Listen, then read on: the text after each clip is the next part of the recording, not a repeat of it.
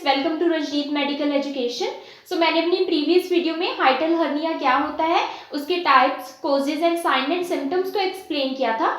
ये सब मैंने पार्ट 1 में एक्सप्लेन किया था। इस वीडियो में हम पार्ट 2 डिस्कस करेंगे। पार्ट 2 में फर्स्ट हम diagnostic evaluations of hiatal hernia discuss करेंगे। Let's start the video. Diagnostic evaluations of hiatal hernia. Hiatal hernia कैसे डायग्नोस करेंगे, किसी पर्सन को हाइटल हर्निया या फिर हाइटस हर्निया है तो कैसे डॉक्टर डायग्नोस करेगा। फर्स्ट साइन एंड सिम्टम्स के बेस पर पेशेंट अपने क्लिनिकल मैनिफेस्टेशंस बताएगा। उसके बेसिस पर फर्स्ट जो टेस्ट परफॉर्म करेंगे वो है अपर जीआई बेरियम एक्सरे। अपर गैस्ट्रोइंटेस्टाइनल बेरियम एक्सरे। डॉक्टर क्या करता है कि बेरियम एक लिक्विड होता है। लिक्विड में बेरियम मिक्स होता है। उस लिक्विड को डॉक्टर बोलेगा कि आप इसको ड्रिंक करें। जिस पर्सन को साइन एंड सिम्टम्स होंगे देन डॉक्टर उस पर्सन पर ये टेस्ट परफॉर्म करेगा। उस पर्सन को फर्स्ट वो लिक्विड ड्रिंक करना है। उसके बाद पर्सन का एक्सरे लिया जाएगा अपर गैस्ट्रोइंटेस्टाइनल ट्रैक्ट का। एक्सरे में क्या रिवील होगा, क्योंकि बेरियम एक ऐसा लिक्विड है जब वो उसको पिएगा तो अगर कहीं सपोज यहाँ पर ये ईसोफेगस है और ये हाइटल हर्निया है। सपोज ये हाइटल हर्निया है, राइट। तो स्टमक का कुछ पोर्शन अपवर्ड पुश हो गया है, डायफ्राम से ऊपर चेस्ट रीजन में पुश हो गया है। वो फिक्स भी हो सकता है और अगर स्लाइडिंग है तो साथ में जंक्शन भी प्रोट्रूड होगा। तो वो इस तरह से होगा।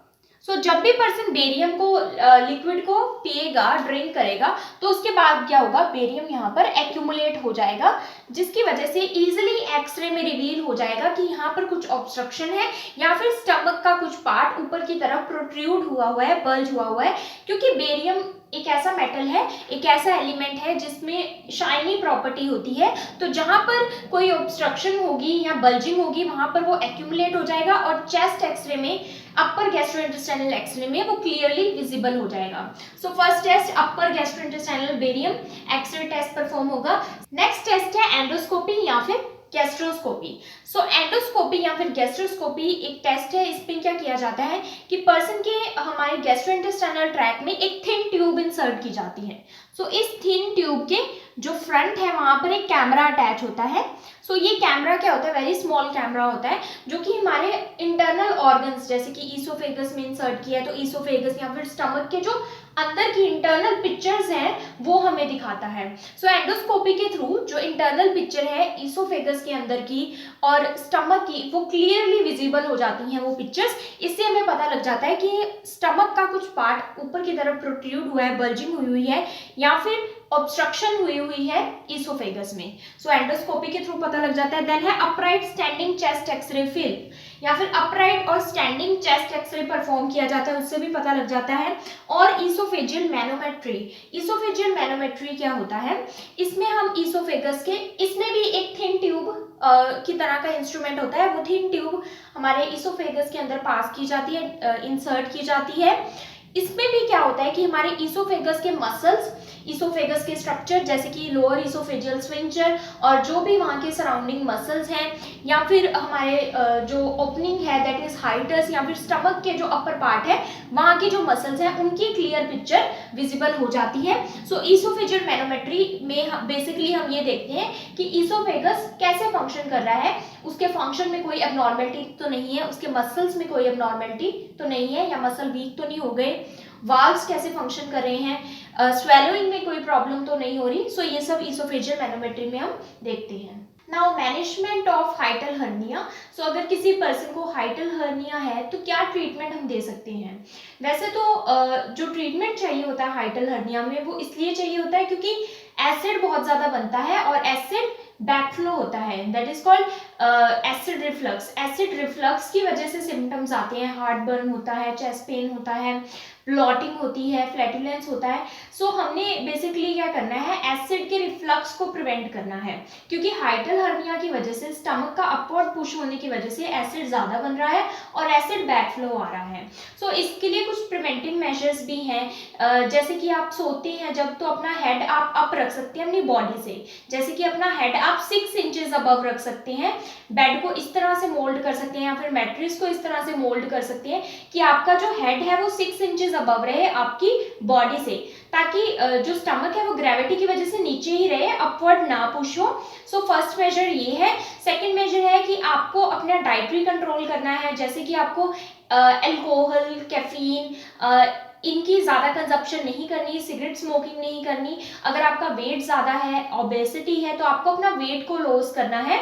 आपको एसिडिक फूड कंज्यूम नहीं करने, जैसे कि सिट्रस फ्रूट्स या फिर सिट्रस जूसेस। आपको स्पाइसी फूड्स अवॉइड करने हैं, जंकी फूड्स, फैट जो ज़्यादा फैटी डाइट है वो कंज्यूम नहीं करनी, ताकि आपका एसिड ज़्यादा ना बने। और आपने जो अपना मील लेना है उसका पोर्शन भी स्मॉल करना है। आपको एक टाइम पर ज़्यादा एक्सेसिव मील नहीं लेनी, बड़ा पोर्शन मील का नहीं लेना, उसको आपको छोटे छोटे मील्स में डिवाइड कर देना है। सोने से एटलीस्ट 3 to 4 आवर्स पहले आपने मील कंज्यूम कर लेनी है। सोते टाइम या बेड टाइम पर आपने स्नैक्स या फिर मील को कंज्यूम नहीं करना, इससे ज़्यादा एसिड आपका एसिड रिफ्लक्स होगा, एसिड बैकफ्लो होगा। प्लस आपने टाइट वेयरिंग नहीं डालनी अपनी स्टमक पर, टाइट बेल्ट्स वेयर नहीं करनी। सो ये सब कुछ प्रिवेंटिव मेजर्स है जो कि आप अवॉइड करके एसिड रिफ्लक्स को रोक सकते हैं, प्रिवेंट कर सकते हैं। नाउ जिन पर्सन्स में ये प्रिवेंटिव मेजर्स भी काम नहीं कर रहे, देन हम उनको मेडिकल मैनेजमेंट फर्स्ट पढ़ते हैं, उनको मेडिकेशन प्रिस्क्राइब करते हैं। सो ये मेडिकेशन एसिड के रिफ्लक्स को प्रिवेंट करती है या फिर एसिड की फॉर्मेशन को प्रिवेंट करती हैं। सो ये फॉलोइंग मेडिसिन है। फर्स्ट है एंटासिड्स। सो एंटासिड्स क्या करते हैं, एसिड को न्यूट्रलाइज करते हैं। इसका एग्जांपल है मालोक्स, मैलेंटा या फिर जेलुसिल। सो जेलुसिल एक कॉमन एंटासिड है। सो ये मेडिसिन आप एसिड के रिफ्लक्स को प्रिवेंट करने के लिए हम देते हैं। देन आता है प्रोकाइनेटिक। प्रोकाइनेटिक क्या करते हैं, हमारा जो लोअर इसोफेजियल स्फिंक्टर है उसको स्ट्रॉन्ग कर देते हैं, जिसकी वजह से एसिड अपवर्ड नहीं आता, बैकफ्लो नहीं आता। लोअर इसोफेजियल स्फिंक्टर उसको प्रिवेंट कर लेता है एसिड को बैकफ्लो होने से। इसका एग्जांपल है सिसाप्राइड, मेटोक्लोप्रामाइड या फिर यूरिकुलाइन। सो सिसाप्राइड ज़्यादा एक्सेसिव जो हार्ट एरिथमिया है वो कोज करता है, ये इसका साइड इफेक्ट है, इसलिए अब प्रिस्क्राइब नहीं करते। देन आता है proton pump inhibitors. Proton pump inhibitors क्या करते हैं, ये हमारे एसिड की फॉर्मेशन को सप्रेस करते हैं। इसमें आते हैं कॉमनली ओमेप्राजोल, पेंटोप्राजोल या फिर रेबेप्राजोल। देन हमारा आता है हिस्टामिन ब्लोकर्स। हिस्टामिन एक प्रोटीन होता है जो कि एसिड की फॉर्मेशन करता है, हमारे स्टमक में HCl की फॉर्मेशन करता है। सो हिस्टामिन को ब्लॉक करके एसिड की फॉर्मेशन को सप्रेस किया जा सकता है। इसमें हमारे कॉमनली आते हैं रेंटिडीन, सिमेटिडीन या फिर famotidine. Now surgical management of hiatus hernia. Hiatus hernia में फर्स्ट हम मेडिकल मैनेजमेंट या फिर मेडिसिन के साथ एसिड रिफ्लक्स को ट्रीट करते हैं, जो कि सिम्टम्स होते हैं हाइटल हर्निया के। सो एसिड रिफ्लक्स जो कि मेन प्रॉब्लम है हाइटल हर्निया में, उसको मेडिसिन के साथ ट्रीट किया जाता है। जिन पर्सन्स में मेडिसिन से रिलीफ नहीं मिलता उन पर्सन में सर्जरी परफॉर्म की जाती है, और सबसे कॉमन सर्जरी है निसन फंडोप्लिकेशन। सो फंडोप्लिकेशन में क्या होता है कि जो अपर पार्ट है स्टमक का, दैट इज फंडस, फंडस को जो ईसोफेगस का लोअर पार्ट है, ईसोफेगस का lower part that is lower oesophageal sphincter. So जो oesophagus, suppose this is oesophagus, और ये जो लोअर इसोफेजियल स्फिंक्टर है LES, जो कि एक वॉल्व की तरह काम करता है। और ये वॉल्व क्या करता है, जो स्टमक है उससे एसिड के रिफ्लक्स को प्रिवेंट करता है, क्योंकि जब स्टमक में फूड होता है तो ये क्लोज हो जाता है ताकि एसिड अपवर्ड ना जा सके। हाइटल हर्निया में क्या होता है कि ये स्फिंक्टर ये वीक हो जाता है। क्यों? क्योंकि स्टमक ऊपर की तरफ प्रोट्रूड हो गया, जिसकी वजह से एसिड का रिफ्लक्स होता है।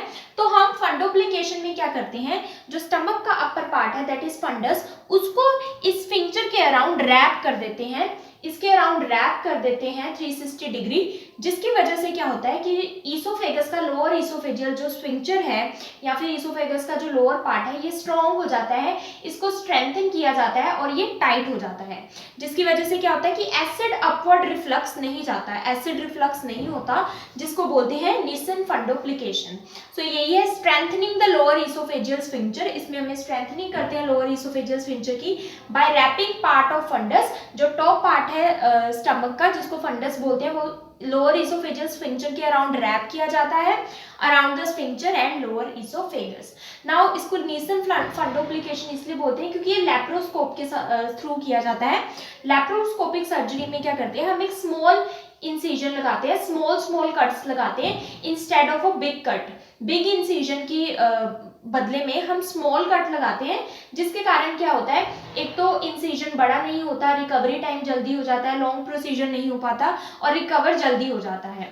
सो लेप्रोस्कोप के थ्रू ये प्रोसीजर किया जाता है, निसन फंडोप्लिकेशन। ये सबसे कॉमन सर्जरी है हाइटस हर्निया में एसिड रिफ्लक्स को रोकने के लिए। नेक्स्ट आता है pulling the हाइटल hernia back into abdomen, या फिर जो प्रोट्रूडेड पार्ट है एब्डोमेन का उसको बैकवर्ड दोबारा से एब्डोमिनल रीजन में पुल कर दिया जाता है एंड एक मैश वर्क लगा दिया जाता है, एक मैश या फिर नेट जैसा कुछ लगा दिया जाता है ताकि वो अपनी पोजीशन पर ही रहे, स्टमक नीचे एब्डोमिनल रीजन में ही रहे, दोबारा से ऊपर पुश बैक ना हो। देन आता है क्लोजिंग या फिर narrowing the hole in diaphragm.